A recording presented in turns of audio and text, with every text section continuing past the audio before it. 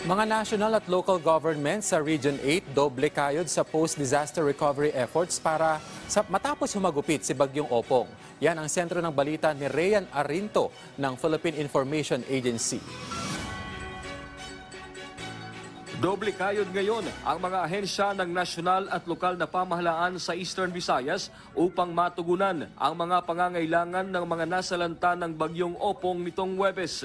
Inaasahan din ang pagdedeklara ng state of calamity sa ilang mga LGUs sa Region 8 ngayong araw. Sa probinsya ng Biliran, kung saan tumama ang matinding hagupit ng Bagyong Opong, nagsusumikap ang DPWH na muling buksan ang mga pangunahing bahagi ng circumferential road na lubhang naapektuhan ng mga flash floods, landslides at pagbaha.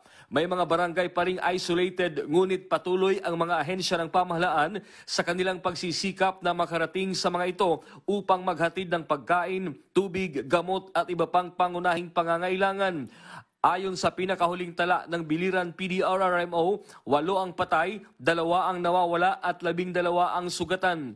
Sa Tacloban City, binigyang prioridad ng libreng sakay ng RoRo ng OCD ang mga sasakyang maghahatid sa mga apektadong lugar ng mga family food packs mula DSWD, power restoration materials mula sa NGCP at mga medical supplies at kagamitan mula sa DOH. May ilang kalsada pa rin sa Samar at Leyte na patuloy ang pagsasaayos ng DPWH upang mapabilis ang pagbabalik ng biyahe matapos masira ng landslides.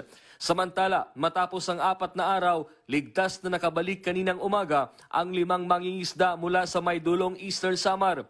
Isa pang mangingisda mula Tanawan, Leyte ang nasagip ng Coast Guard sa Manikani, Giwan, Eastern Samar kahapon ng umaga.